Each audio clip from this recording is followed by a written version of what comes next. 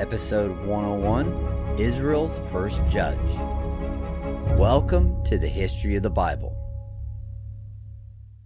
Now that we have the background of why the Lord brought up the judges, we'll introduce the first judge. His story is a short one, lasting only from Judges 3 verses 7 through 11. His name is Othniel.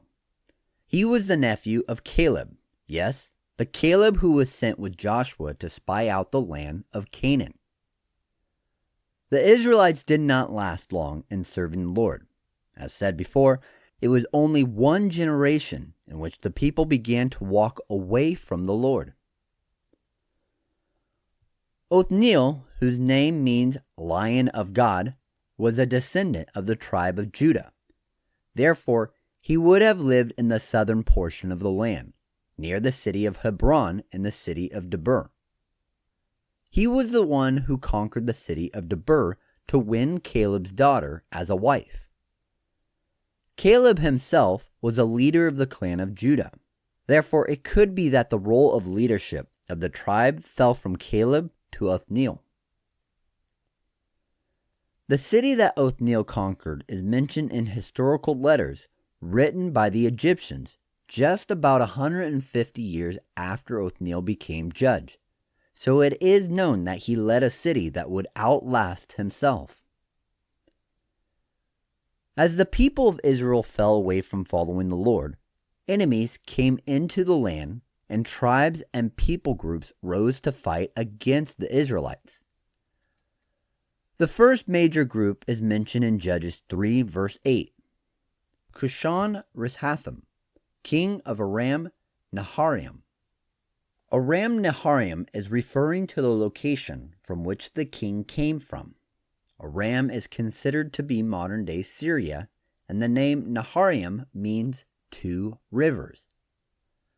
The region of Mesopotamia has two rivers running through it, the Tigris and the Euphrates rivers. Even the name Mesopotamia means between the rivers. During this time, around the 14th century BC, there was a kingdom located in the area of Syria, between the Tigris and Euphrates River. Egyptians and the Canaanites referred to the kingdom in the Amarna letters. Today, this kingdom is known as the Mitanni kingdom. However, the kingdom is largely forgotten about as few records have been found about the people themselves. The Mitanni kingdom was considered one of the world's superpowers during its height of power.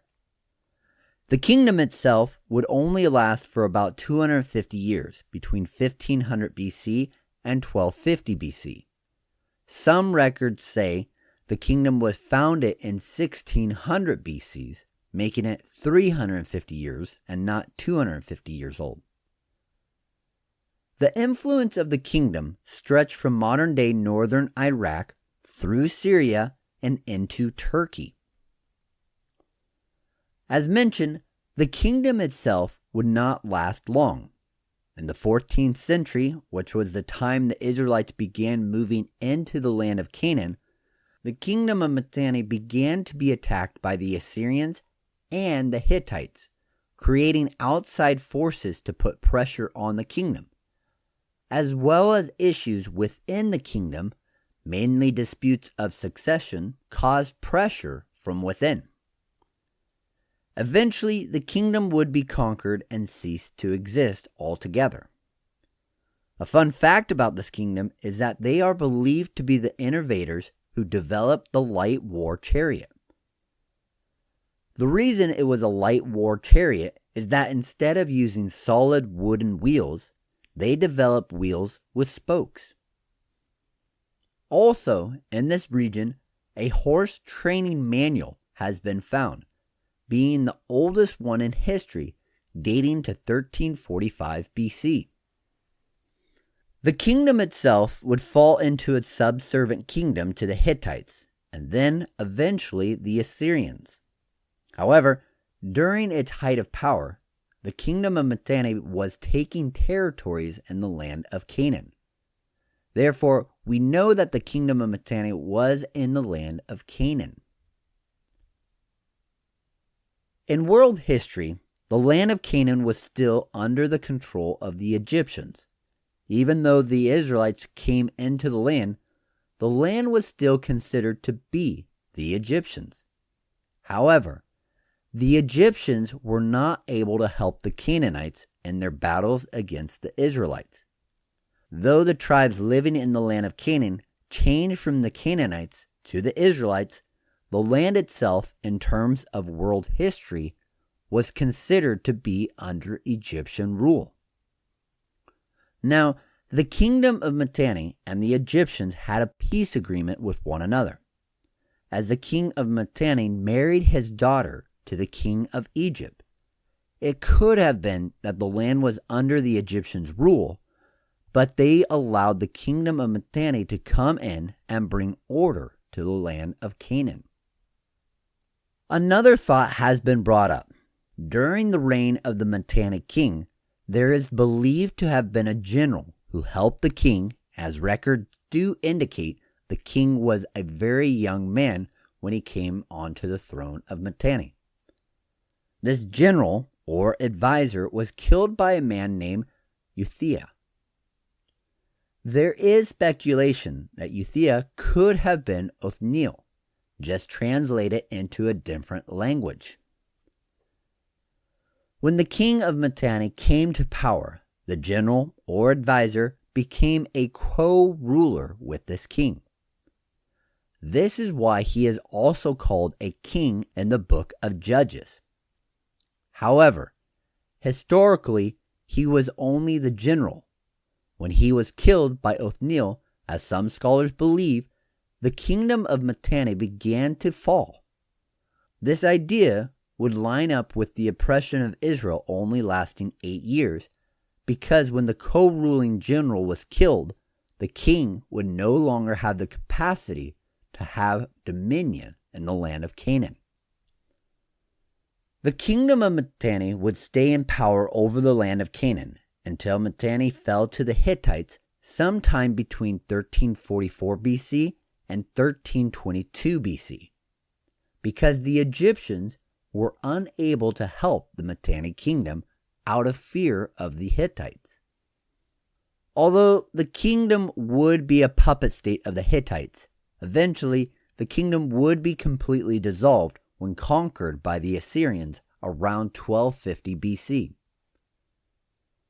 The time in which Othniel was a judge for the Israelites could have been very close to this time period. Joshua's leadership over the Israelites is believed to have ended sometime around 1375 BC, and the people served the Lord as long as Joshua's generation was alive.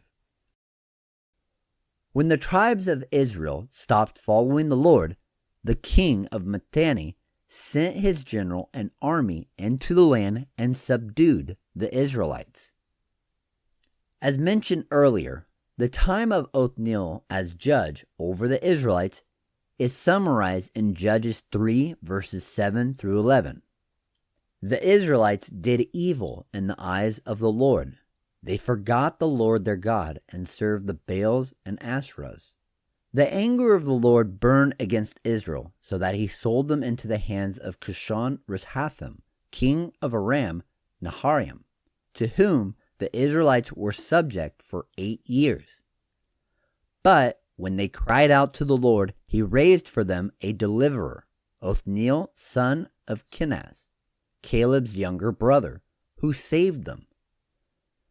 The Spirit of the Lord came on him, so that he became Israel's judge and went to war. The Lord gave Cushan-Rishathaim, king of Aram, into the hands of Othniel, who overpowered him. So the land had peace for 40 years until Othniel, son of Kenaz, died.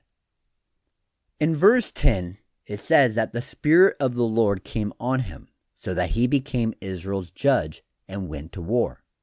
The Lord gave Cushan-Rishathaim into the hands of Othniel.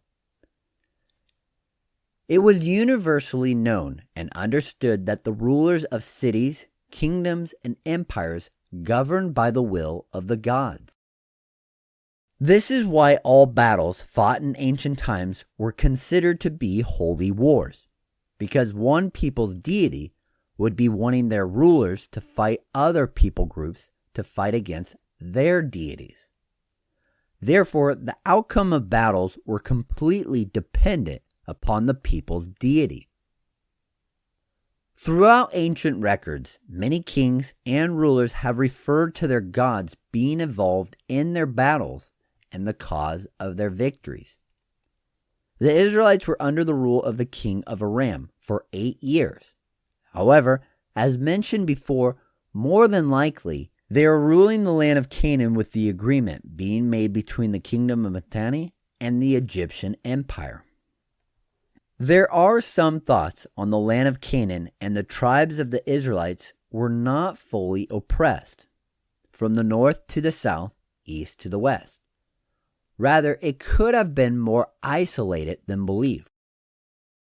Archaeological evidence has been found that the kingdom of Mitanni controlled the valley and the King's Highway.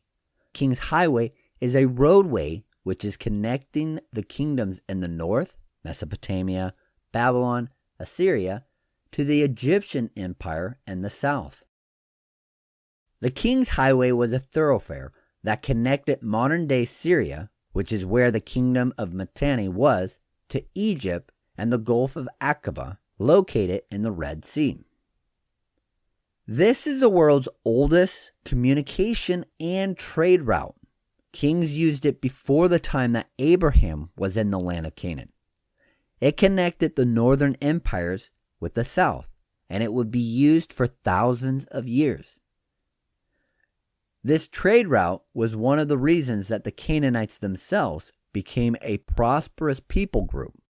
Although it was mainly used for trade, it was also a route in which troops could be moved very easily from one empire to another in the battlefield. So it was this highway which the kingdom of Mitanni held, connecting them with their allies in Egypt. This is why it's believed it wasn't all the tribes of Israel affected by the oppression of the king of Aram, only those along the King's Highway and the valleys. However, because it went through the land of Canaan from north to south, parts of all the tribes were affected by the oppression. However, when the Israelites cried out to the Lord, that is when he raised up Othniel to go out, leading the people in a war to reconquer the highway, removing the oppression of another kingdom. Remember, the Mitanni kingdom is believed to be the ones who discovered and invented the light war chariot, as well as other military equipment and armor, things that would be used for many years to come.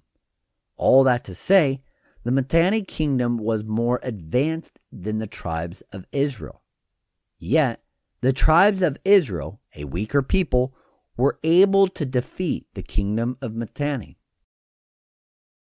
The kingdom of Mitanni is believed to have fallen shortly after, historically, to the Hittites, becoming a puppet state for them, a buffer kingdom between the Hittites and the Assyrians. Therefore, there is some speculation that the time in which the Mitanni kingdom fell was right around the time Othniel defeated them. However, more than likely it wasn't only because of the defeat that caused the Mitanni kingdom to fall, but it could have been a peace for the kingdom falling. They were facing other external factors from the Hittites and the Assyrian empires, to whom they would eventually fall. As long as Othniel was judge, the people of Israel had peace, which would last for 40 years. Although the actual length of 40 years of peace is in question.